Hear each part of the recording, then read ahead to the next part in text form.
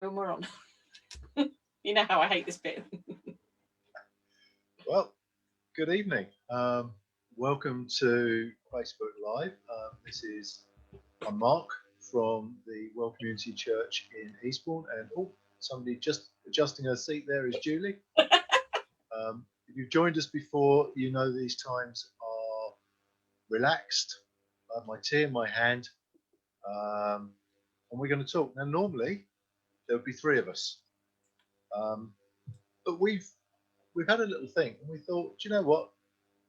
Julie and I are just here asking other people the awkward questions, and we're not doing that of each other.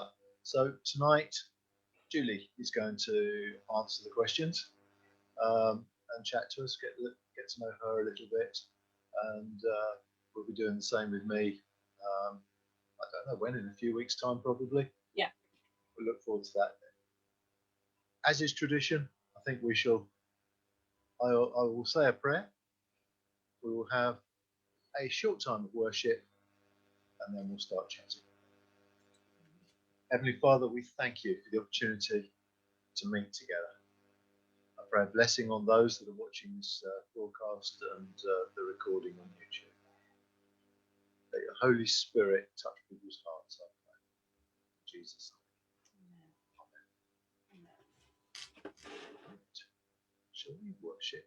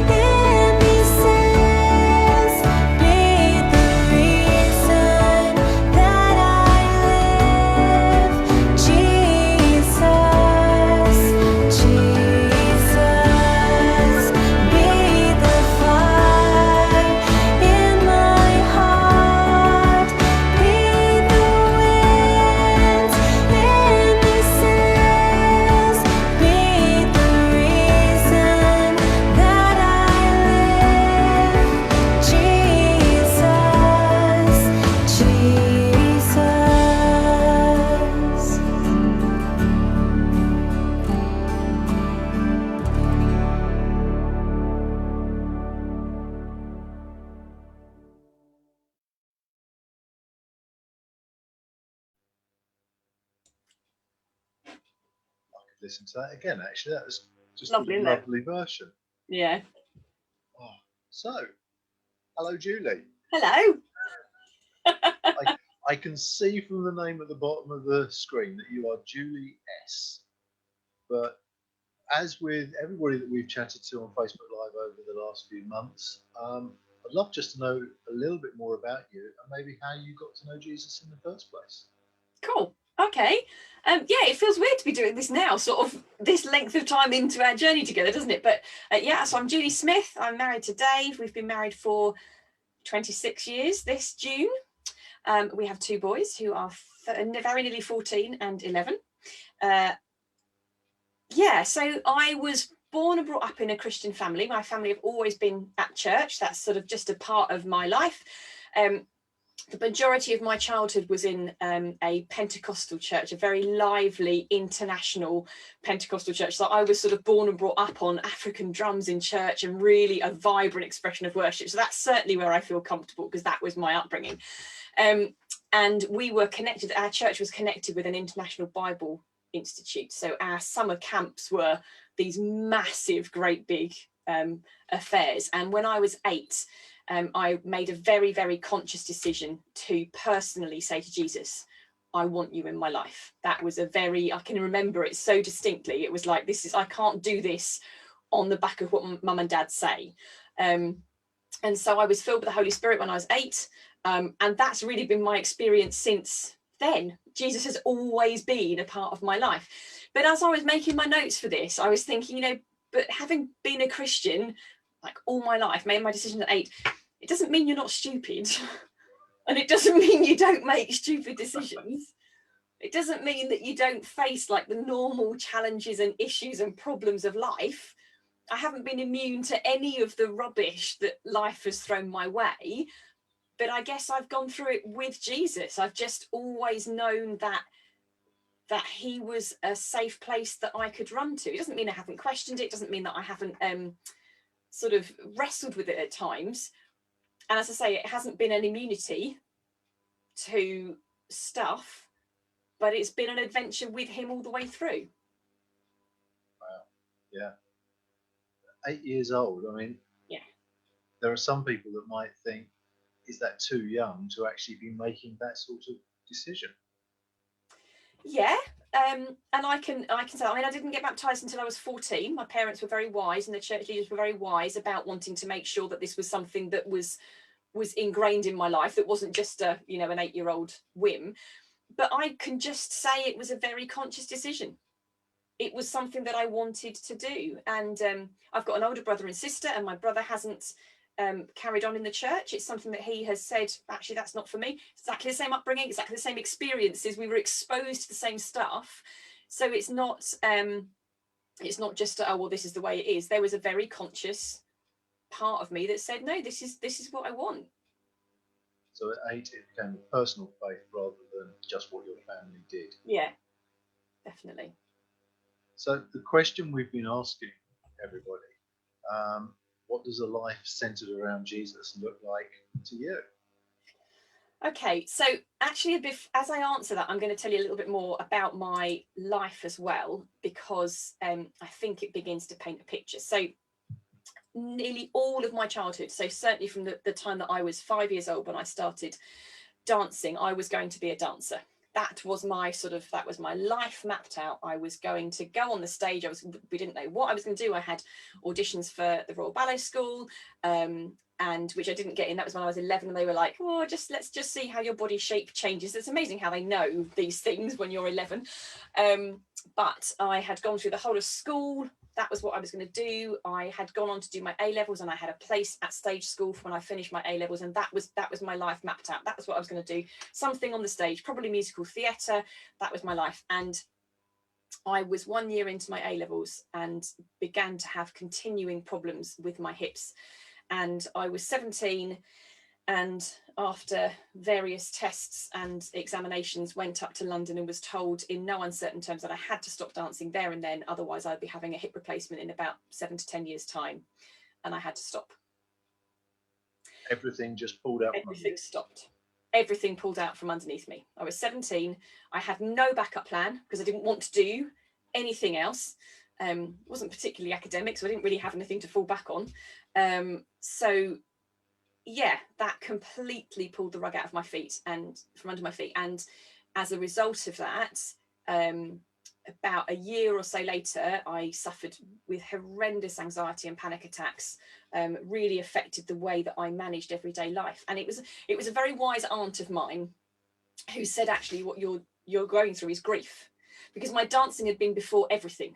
It had been before my relationship with Jesus. It had been before my then relationship with Dave, who then I married later. But do you know what I mean? It was a fundamental sort of part of my life that had gone, and I needed to grieve.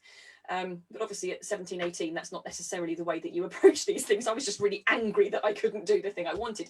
And lots of very well-meaning people said things like, well, why don't you teach? Or, you know, why don't you do something in choreography? But I couldn't. It was too painful to be anywhere near any of it. I didn't watch any live theatre for ages because it was just too painful to not be able to be up there.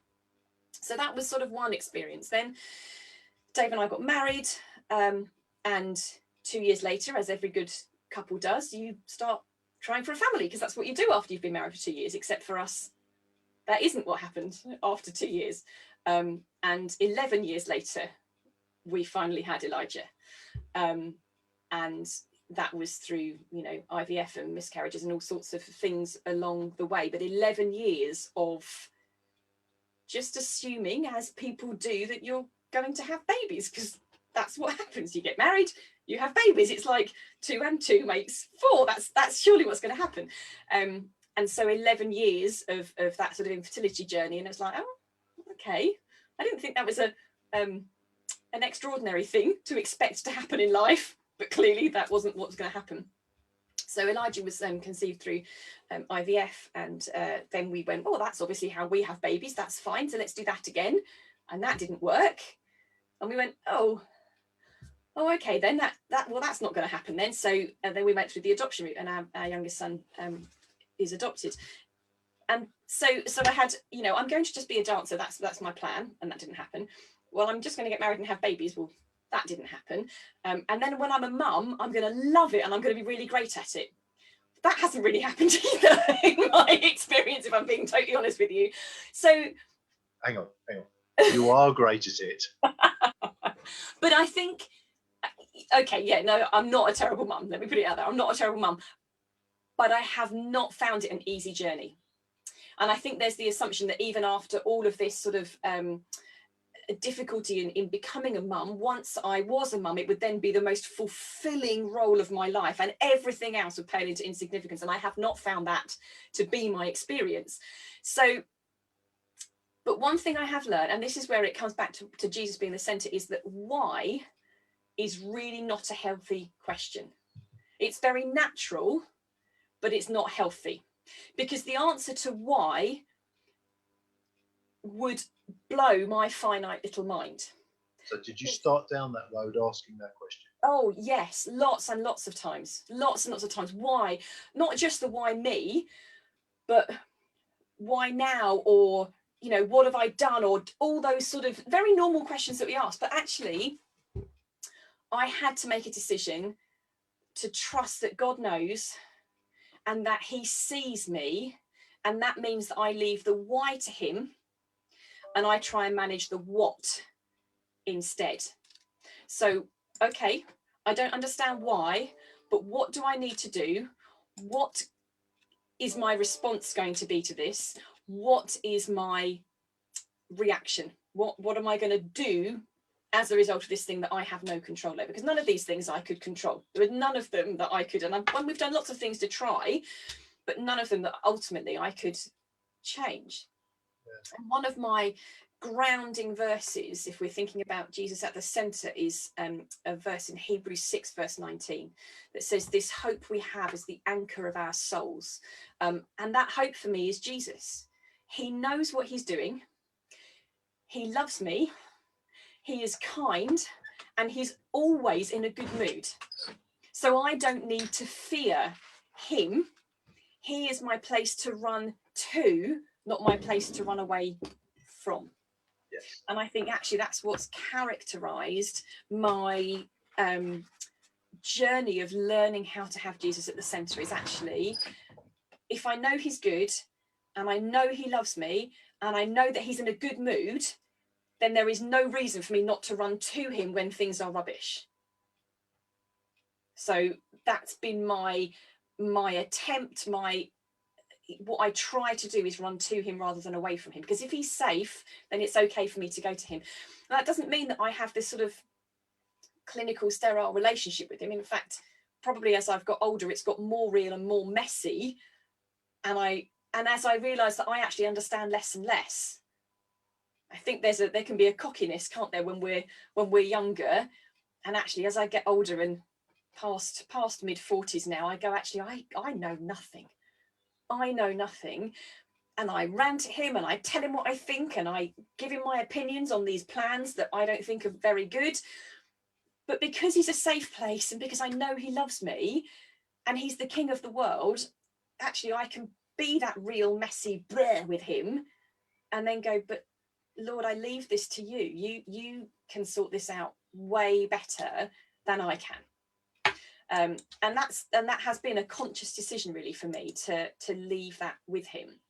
So the core of your relationship is trust. Yeah. Despite what you've been through, you still trust him. Yes, absolutely. Because actually, where else would I go? If he's not good, if he's not safe, where there is nowhere else. There is nowhere else to go. And even the thought of him not being that safe place is just, oh my gosh, where else would we go? There's a verse in the Bible where Jesus is asking his disciples, who do people say that I am? And some say, you're Elijah, some say you're a prophet, and he says, who do you say I am? And I think it's Peter that says to him, you're the Messiah, the Son of the living God. And it's like, where else would we go? You hold the words to eternal life. There is no other option. But I think that managing disappointment when life doesn't take the path that we thought it would is actually really hard, and that's often a really rocky place for people in their relationship with Jesus, that they go, this doesn't look like I expected, and therefore you're not doing what I expected you to do. Well, actually, newsflash, God often doesn't do what we expect him to do because he's God, and our little boxed frame of reference is like the size of a toenail in compared to his enormity. We can't grasp it. But I think the process of acceptance and then getting on with it is a really important thing. And, we face challenges now. And Dave and I were just saying the other day that we're, even, not that you plan these things out, but even when you think, oh, when our boys are this age, life might look like this. Well, our life doesn't look necessarily like we had imagined it might when our boys were this age. So I can either do why me, pity party on my own, this is terrible, I'm going to sit in a corner and dribble, or I can go, do you know what? This is where I am. Let's get on with it, trusting that I'm not on my own, that Dave and our boys and I are totally seen and totally known and loved exactly as we are now. It may not be where we thought we would be, but he's in the middle of that now. And and he is with us in it. And I was going to talk about, we've had so many beautiful responses to this question from people, haven't we? And some have been really like practical, and this is what I do. And I was going to talk about practical issues, but I'm not really very good at those. And I realized as I wrote this that when I die and people go through my belongings, or the boys go through my belongings, they'll find loads of journals that like stop in March or May, because I'm not very good at keeping that sort of stuff up. I make really good intentions at the beginning of the year, and then by sort of the end of March, April, I'm like, yeah, do you know what? I've missed 3 months. I may as well just give up now, because I'm not really a completed finisher. I'm a starter. That's what I do. So whilst I love to plan and I love to work with a schedule, as Mark will well know, the repetitive patterns of sameness actually tend to shut me down rather than grow me. That's not really where. So I can't really give any how-to tips, and even if I could, I wouldn't share them, because that's my journey with Jesus, and formulas and this is how you do it shut him down, because that's not how he works. He works with us all as individuals, doesn't he? So if we've got a formula that we think this is the way it's going to be, actually God's like, I don't really do that. Yes. I love that in the Bible where you look at healing, and every time he does it differently. I think in a way to stop us going, there's a pattern, let's just follow it. Absolutely. So I just know for me that with Jesus at the centre, I am seen in every situation by a God who loves me, a God who's in a good mood, who has good things planned for me, and who is king. And I choose every day to make him my number one, to submit my decisions and my plans to him. But I'm not talking about like what colour socks I should wear. Like when I say submit my plans to him, I'm not like, that means I can't move until he's spoken, because God's given me choice and individual taste and preferences. And actually he trusts me to get on and make those decisions in my everyday. Yes. But this came to me this morning. If, for example, for some bizarre reason, it mattered what colour socks I wore that day, then I'm trying to have my ears open to hear him say, actually, today you need to wear this pair. Yes. I'm not asking him, but I'm trying to live with my ears open to hear his direction and to recognise his voice if there was something that was specific about that day. Yes. And so I think the idea of laying down my plans and my dreams, one is that choice that I recognise who he is and who I am. You know, I'm not saying I'm on a par with him. I'm choosing to recognise that he's my master. But that doesn't make me a subservient sort of second-class citizen, actually, because what God does, even though he's the master of the universe, says, come up here with me, let's do this together, because he wants us to do that with him. But I've found that rather than it being a sacrifice to lay down those things, it's a joy, because so often I find that he's going, that's what I wanted you to do, because God isn't a killjoy. And the longer I've known Jesus, the more I know his heart. And when you know someone well, you already know what they're like and what makes them tick. So as all relationships grow with time, I guess discovering what's on his heart and what he is thinking is the part of the deepening of that relationship with him. But it also means that I have an idea of what it is that God is wanting and all that sort of stuff. And don't get me wrong, God's not going to, as we said before, he's not going to be a formulaic, this is how he did it yesterday, so therefore that's how he's going to do it. And there's always stuff to learn and always stuff to discover about him. But he's a God who wants us to enjoy life and to laugh and to have fun. And I think I'm quite a fun person by nature, but I can also get very weighed down with the weight of my world if I'm not careful. And God is helping me to learn how to go, it's not as serious. It's not as serious as you're making it out to be, Smith. Come on, it's okay. And so any sort of sterile images of this this God sort of hovering over everything just is not my experience. Okay. So you met him when you were young. You formed your own personal relationship with Jesus from the age of 8, but that's matured and you know you can trust him. You know that you're seen. What does that mean in your everyday life? And how does that look to other people? How does that look? I don't know how it looks to other people, because actually that's not my concern. But what it means for me, I guess, is if you know you're seen, if I know that Jesus sees me in every season, in every situation, there's nothing I need to hide from him. There's nothing I need to keep off limits from our conversations. There's nothing I need to keep out of my sort of communication with him, because he's seen it all anyway. And it just makes a mockery of a relationship if you think that you can hide something because God hasn't seen it. Do you know what I mean? And I think it's given me such a sense of security and such a sense of I can rest knowing that he's seen. I think I had quite a, not performance, quite a results-based idea that God judged, or God was interested in the things that I could do, the things that I could show him I'd done, like a completed picture for your dad. That's what I wanted to be able to show him. But actually what I've realized now is the ideas or the attempts to start it are as precious to him as the finished result. So you know, some of the situations that might go on in our everyday lives at the moment, in terms of where the boys are in their journeys and the stages they are in their development, some of those really tricky times that we're facing at the moment with them, I don't have to polish that up. I can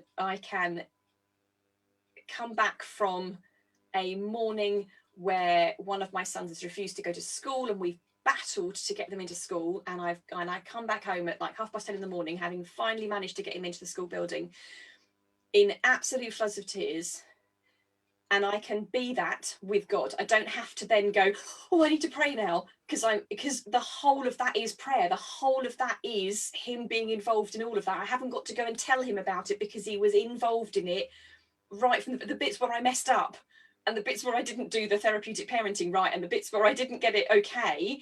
He saw those, and he's still chosen to love me in the midst of that. And the release that comes from knowing that I'm seen, and that I don't have to, there are no blanks I have to fill in for God. I don't have to give him the backstory, because he's seen it all. Yeah. And what that looks like to other people, I don't know, but You live your life real with God.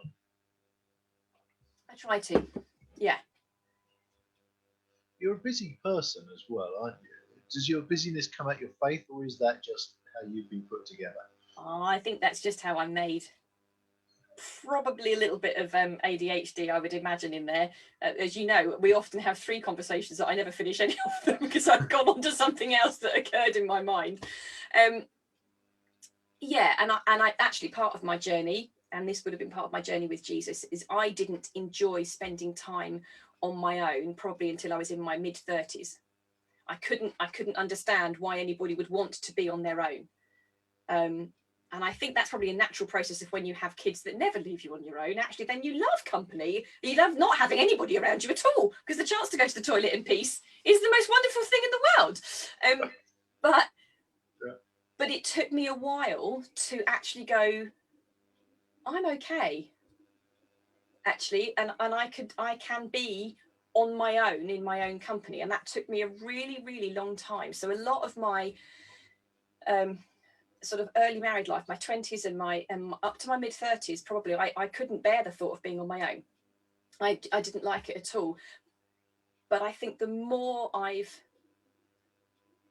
worked with myself to do that, if that makes sense, and I've heard Jesus go, do you know what, you're okay, I like your company, means I'm better at being on my own. But I am a busy person, and too much time, I'm an extrovert, so too much time sitting around, I'm going to paint something or just draw a wall, or, you know, just I have to create something. I have to be doing something with my time. But that is something that I'm learning as I get older, that actually I need to make sure that's not driven out of the need to be doing something. It's okay to not do something as well. But that's a learning thing for me. Okay. So one of the things that we ask most people at the end is, like, if there's a takeaway bit from your Christian journey and having Jesus at the center of your life, what might that be? That you are seen, and you are known, and you are loved, and there is nothing that you are going to go through that he is going to be shocked by. There is nothing that you're going to face where God's going to go, oh, hang on, I need to take a moment. Do you know what I mean? He's never on a back foot with us. He sees us, and he knows us, and he loves us. And living a life where our communication with God when we're praying, and the way we live the rest of our lives, when those two are completely the same, in his presence and out doing normal life, the freedom that comes from knowing that we don't have to separate the two is brilliant. But that comes from trusting that he's a good God who loves you. So that would be my takeaway. Julie, thank you very much. Very honest. Lovely to actually hear some of your story. What we would often do at this stage is put up some contact details, but I haven't opened that file. And I didn't want to be concentrating more on doing that while you were talking than listening to you. So, do you know what? If you want our contact details, go and watch one of the other ones as well, and they'll be at the end, or we might edit something together and stick a picture on at the end of this We might. if we're feeling that clever. But thank you for joining us. We'll be going again in a fortnight's time. I'd love to see you then. And if you've caught this on YouTube or on Facebook Live, we'd love to get some feedback from you. Be blessed. Stay safe. See you soon. Bye.